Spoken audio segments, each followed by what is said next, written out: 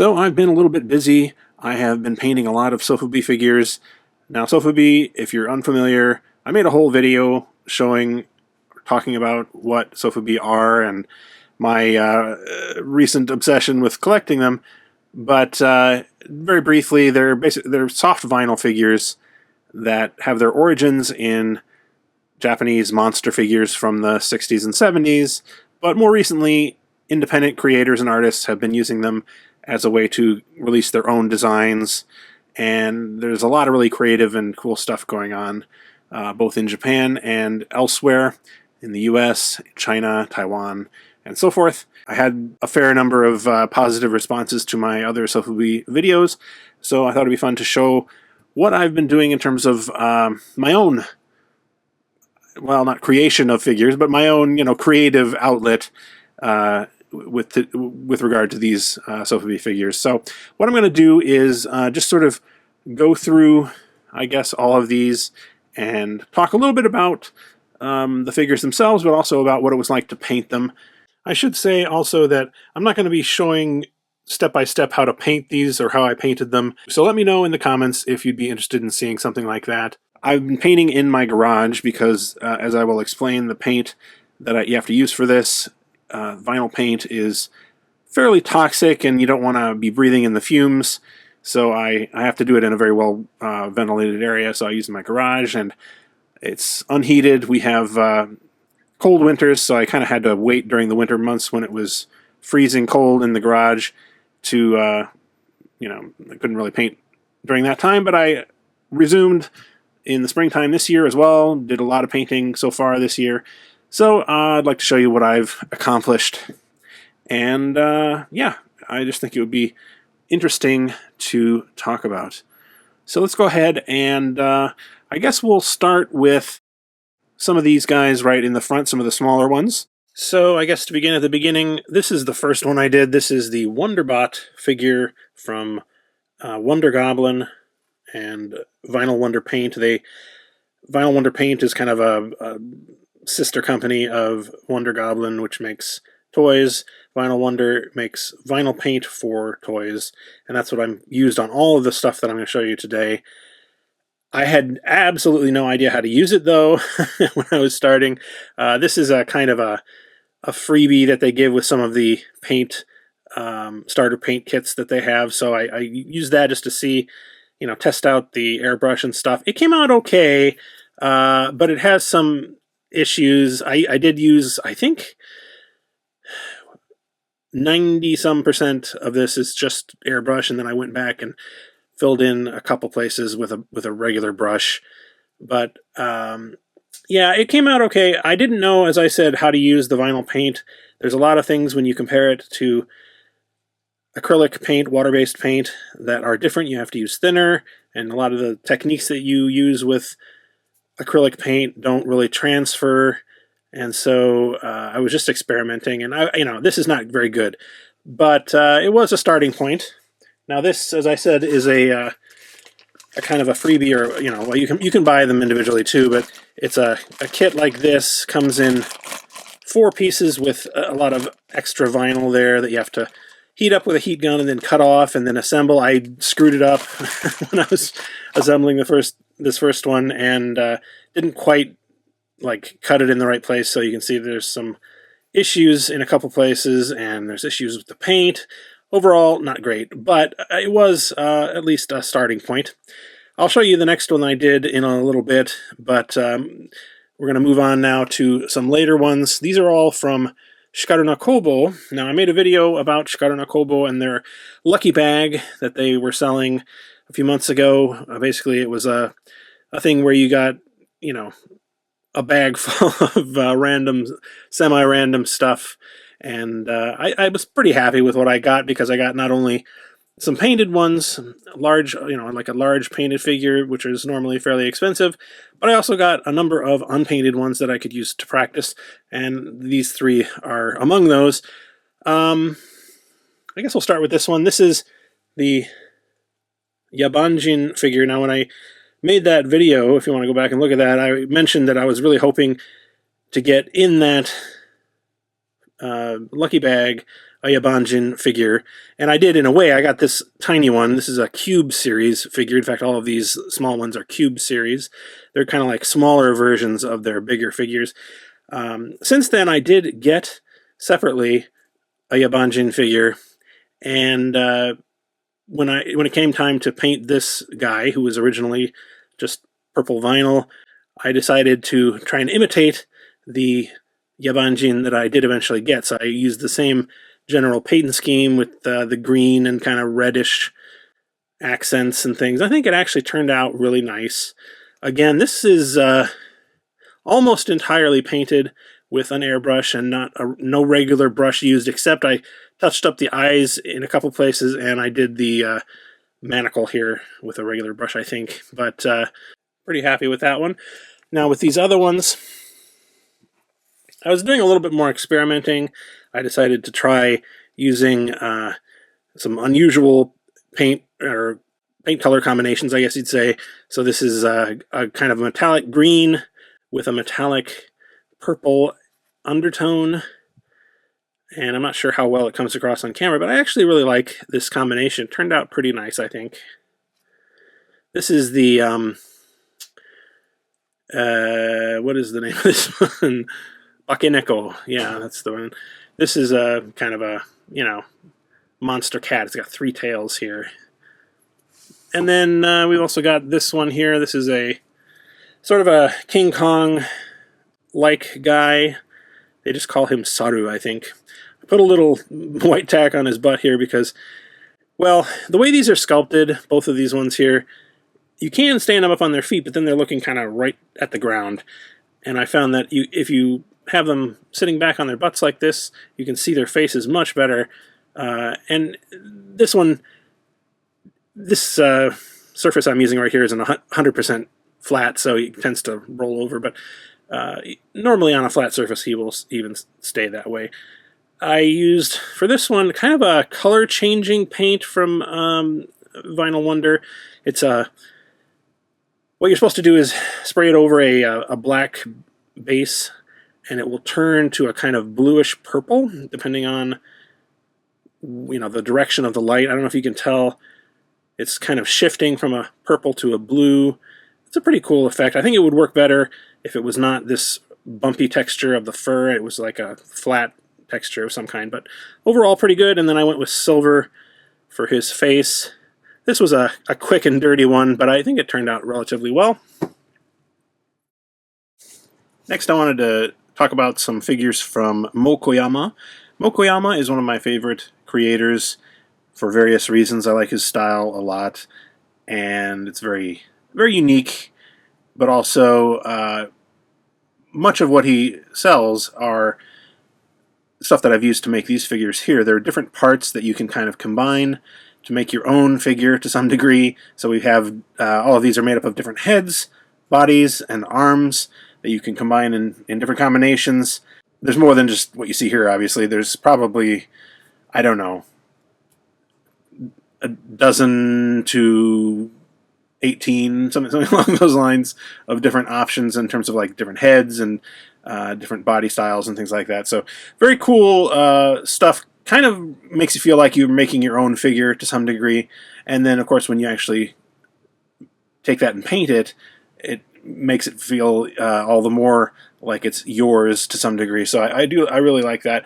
I showed this guy or girl in the initial sofubi video in its unpainted form, and this is the Baphomet head, kind of a goat demon head, the thorn arms, I guess is what he calls those, but they're basically tentacles, and then the burlesque, as I believe he calls it, the burlesque body. And yeah, just an interesting combination. I chose this particular combination because it reminded me of a demon of Slanesh from Warhammer. They use similar kind of imagery, and so that's what informed my decisions when I painted it as well. I went with kind of pastel pinks and purples and some lighter colors as well as black and stuff. I think it turned out really nice, actually. This was one of my very first ones that I really tried hard to do well at, I guess you'd say. And it's not perfect. I was still figuring things out in several ways, but worked pretty well. I used the airbrush to get all these nice gradients and things like that, and shading and all that kind of thing, and then brush work for things like the finer lines and so forth. Next up, well, I guess the next one I did was this one, maybe? I'm not sure. This is the Iron Mask Rabbit, I believe it's called. That's the head part. And then we have the, can't remember, I believe this is the female body, so-called. I mean, the only real difference is the decoration up here. The female body, and then the female arms. But again, you know, you can't really say one is male and one is female, really. The really cool thing about this is this head, though. It's got this iron mask that's kind of permanently attached. I decided to make it look like it was painted either sort of a pinkish or a whitish color, but then aged a lot. So it's got rust stains coming down, got rust spots. Some of the paint has been rubbed off here, you can see, revealing the metal underneath. That's the idea. But the interesting thing about this, of course, is that it's got these rabbit ears here, but they're actually kind of a mouth as well. Very psychedelic kind of thing. It's got, inside is a mouth, there's teeth, it's got braces on it as well. So I spent quite a while on this one, trying to get it to look just the way I wanted. I wouldn't say I completely got it the way I had it in my head, but I'm pretty happy with how this turned out. And then I tried this one here, which is the Death's Head parakeet, I believe. This one I honestly struggled quite a bit with because I wasn't sure what to do with the bird in terms of the coloring. I went with kind of a rainbow based on a color of a bird I found online, and it works pretty well. He's got, as you may be able to tell, a skull for a beak here. So looks kind of crazy. And then the body is kind of just a standard body. I tried to, you know, use some coloring that would be appropriate. I think I remember the bird in question that I found online had kind of green plumage, so I went with that for the main bodysuit here. Not my best work, to be honest with you, but not too bad. Then we also have this one here. This is the naked mole rat head. And then there's the same exact body as the last one, but I did it with different arms. These are the male arms. And then I also did a very different paint job. This was an experiment I did using some henna tattoo stencils. You can get henna tattoo stencils that are basically just, you know, stickers you put on your skin that you then put the henna on and remove, and it'll leave the design, you know, temporarily behind. And I used that exact thing except for using it with paint, and it worked perfectly. It was exactly how I thought it was going to work, which is always nice. And so generally speaking, I think this one turned out pretty well as well. Now I probably should talk a little bit, about the paint that I'm using. As I mentioned, it's vinyl wonder paint. It's made specifically for painting vinyl toys, basically. But it is quite, I guess you'd say it's kind of dangerous stuff in the sense that it's not only toxic, so you have to wear gloves and a respirator when you're using it and do it in a well-ventilated area.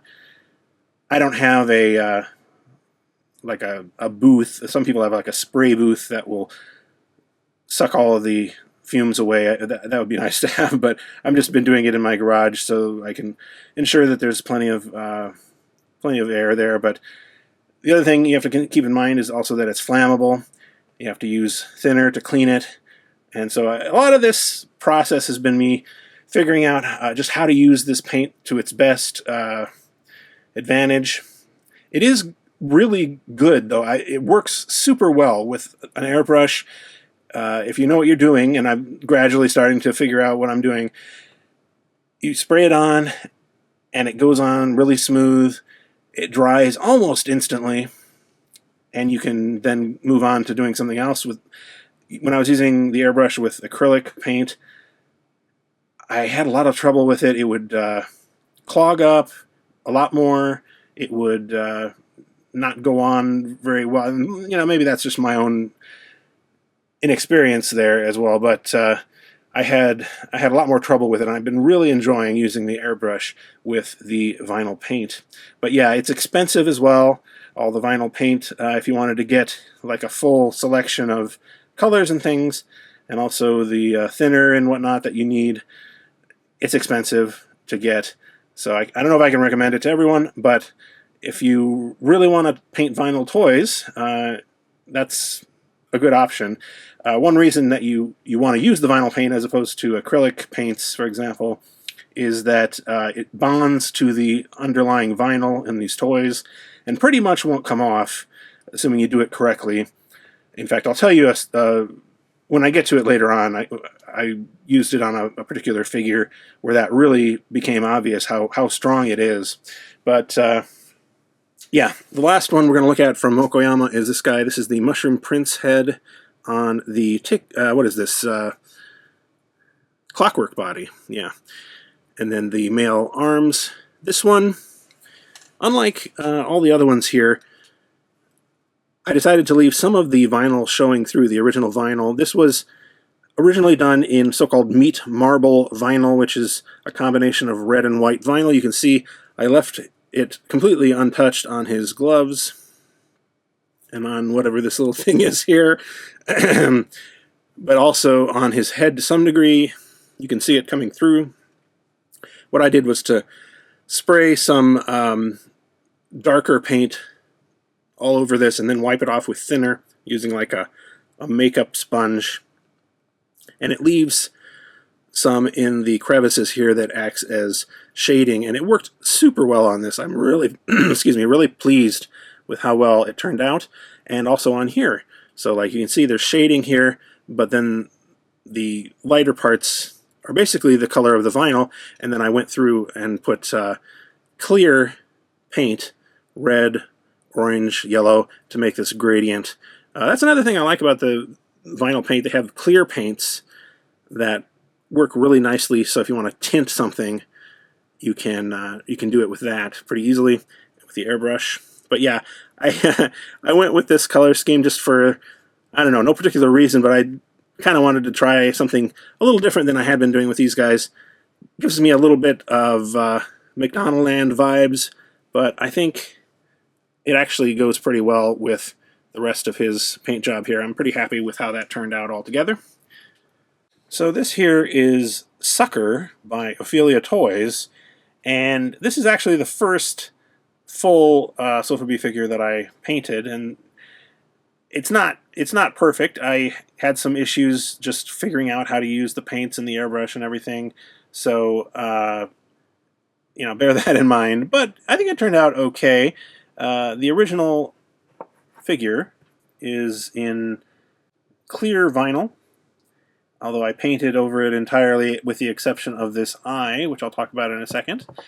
The figure has several parts: the head, the body, and the arm, and then you can have either this arm with the ray gun in it, or you can have the tentacle, so that to make him like he's a bit more further along in his transformation from, I guess, human to alien or something. However, I decided it was kind of a waste not to use this additional arm, this tentacle. I mean, I liked having this ray gun, but I also liked the tentacle. And so I decided I'd drill a hole in the back here and just inserted that in the back. And so it's kind of sticking out there as if he's transforming there, slightly out of sight, which I think is kind of cool.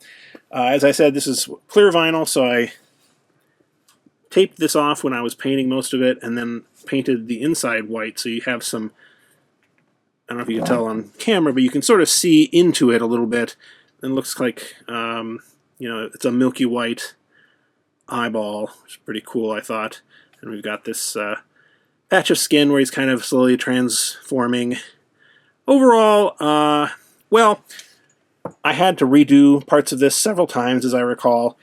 to get it looking good at all, and I'm still not super happy with it, but when you consider how little I knew about how to use the vinyl paints and just, painting with an airbrush in general, I think it turned out really nice, and I am actually quite happy with it. And, as a kind of memento of my journey, my journey of learning how to use these paints, it's a nice thing to have. This is kind of in contrast to that last one. I painted this one several months afterward, and it's a lot more ambitious, I would say. It's still not perfect. It's not exactly what I had in mind when I was setting out to make this. But anyway, this is Fog. It's the name of the character, or the figure.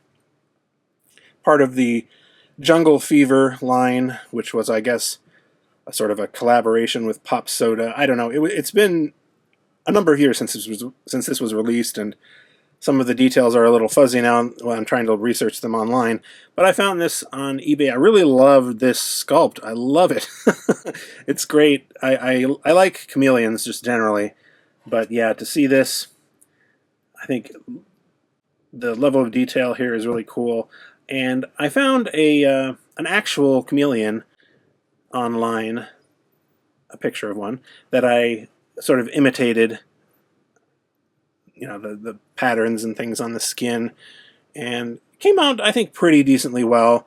Not perfect, of course, as I say, but we have, individual kind of spots of color in the same way that the actual chameleons do, and the patterns, generally speaking, are, I think, believable.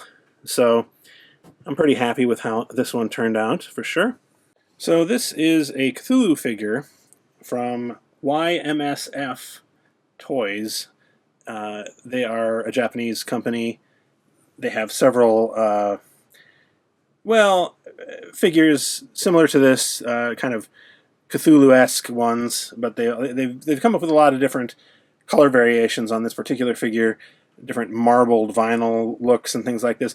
I wasn't totally sold on the sculpt at first, because the wings are kind of stubby, and the tail I thought was a little weird. It mostly serves just to prop up the figure, and I don't know, I wasn't entirely sure at first, so I didn't want to spend a lot of money on it. But when I found out that there was one clear version, clear vinyl one that's basically unpainted, except for they had painted red eyes, but I saw one of those available, and it was quite cheap, and for sofubi anyway. And I got it with the intention of repainting it, and that's what I did here. I did, actually, this is kind of experimental. I ended up painting it and then repainting parts of it and then repainting parts of it till I got the way I liked it to look. But basically it's a combination of gold with like transparent green on top of it, and black. I did use a technique similar to the one that I used with this guy from Moucoyama, where I would spray the entire thing black and then remove some of it with thinner to leave black in the crevices and things. I don't know if you can tell here, but it really did help in this case anyway, giving some shading to the figure. Now the interesting thing is, this, as I said, was a transparent figure, and the way that I've colored it with mostly transparent colors means that you can still see through it. I don't know if you can, you can quite tell, but yeah, see, depending on the light, you can really see it, and it looks really cool. I like this one a lot better, to be frank, than any of the painted versions or marbled versions that I've seen that are kind of officially available. So this is a bit of a weird one. This is called Ushika Bone. I'm not entirely sure of the intended meaning of that, but Ushi means cow, and bone means bone, or it could mean born. He's got bones sticking out of him here. He's obviously sort of a cow. Originally, this was sold as a multicolor piece, different colors of vinyl, but unpainted, and that's what I got, but I decided I wanted to paint it. And my inspiration was actually a little bit unusual, maybe, but there's a story in the Bible of, I guess, when Moses is off getting the Ten Commandments, the Israelites, they end up kind of partially losing faith, and they make a golden calf idol that they start worshiping there in the desert. And I've always kind of been fascinated with that golden calf idea. My idea for this guy is that he's kind of a golden calf kaiju, a monster. He's a golden statue, but he's got molten metal innards, I guess. So he's kind of like, if you look at the details here, he's kind of glowing red hot in portions, especially by the udders that are white hot. White hot udders, ladies and gentlemen. And my thought was that as some kind of an attack, he could shoot molten gold or whatever it is that he's made of through these udders, like on the battlefield. I thought that would be hilarious. But anyway, yeah, this is an interesting one. This is made by Anitoy, as I may have mentioned. The main thing that attracted me to this in the first place was that it was sculpted by Moucoyama, the guy who made so many kind of Buddhist-inspired sofubi figures that I really love so much, and that kind of attracted me to sofubi in general in the first place. So I was like, well, maybe I'll give this a try. Try painting him up, and yeah, basically I just did. I think I did a brown under paint, and then I did gold on top of that, and of course red and orange and yellow and white and so forth for the glowing sections. Finally, I wanted to look at some of the larger figures that I've painted, including this one here. This is called Steel Bomb, although the actual name is in Chinese. The creator of this, Boda 1129, is a Chinese creator, and I think he kind of names his stuff in Chinese first, and then maybe just as a secondary thought has a machine-translated version or something, because they seem a little weird sometimes. But anyway, this guy is a Godzilla-type monster mixed with a giant robot-type monster. It's a little difficult to explain. He's got like 2 sets of arms here, no tail, so it's not exactly like my original thought when I first saw it was like, oh, Godzilla's wearing a robot suit or something like that, but it's not quite like that. It may be the result of some kind of, I don't know, mad scientist experiment or something, but it's really cool looking. And I got this originally as a plain vinyl, just black vinyl figure, mostly because it's a lot cheaper that way. They do, Boda 1129 does have, or has had, I guess I should say, in the past, painted versions of this guy that he's sold, but they are fairly expensive, and honestly, I wasn't sure if I liked the color scheme as well, even though it was really well done. I kind of wanted a bit more of just a straight robot with Godzilla mixture instead of more of like a toy-like look, which is what I seem to be going for. Anyway, one of the main impetuses for me wanting to learn to paint these figures was this. I wanted to have a painted version of this figure, and so I was using a lot of my smaller ones that I was practicing on last year as a way to get used to the whole process before I tackled this guy. And it was quite a process, I'll tell you. He is in 20 different pieces, roughly, and that's a heck of a lot for a sofubi figure. Normally they have like 5 or 6 or 7 or something like that. So all of these individual pieces, like, these are all different pieces here. He's got clear lenses in his eyes here, clear vinyl.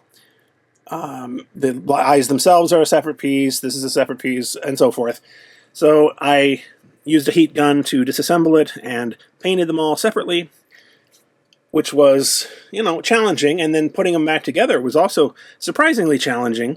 This is where having the vinyl paint really is a must, because if you paint all these parts separately using acrylic paint, it might work okay. It might seem like it worked all right, but then when you tried to reassemble it, the paint would just crack and fall off and stuff like that, and it would definitely not stay on the way it did with this. I did this largely with an airbrush, with using a real brush for little, borders and details and teeth and eyes and things like that, but largely airbrush. As I said, it was a challenge, and looking at it now, after having several more months of painting experience, I can really see places where I could improve. But overall, I was really pleased with how this ended up, and yeah, I think it was definitely worth doing, and I'm glad it didn't like turn into some kind of disaster or something like that. I didn't really have any major issues with this. The silver, for example, went on super nice, and I really found that the metallics with these vinyl paints look amazing. They're very shiny and metallic looking. So yeah, very, very happy with this guy. Next up we have this ogre figure from Don Luger. Don Luger is a Chinese artist who focuses basically only on ogres, one-eyed ogres mostly, but not exclusively. He does some very realistic and large ogre figures, which you can see a couple of right here. They're really cool. I've wanted one for a long time. I managed to win the lottery for one of those recently, so I should be getting him in the next few weeks. But in any case, earlier than that, he did offer this guy up for sale in a blank black vinyl. Actually, it had some tiny little bit of sparkle in it, but basically black. And I decided I would paint him.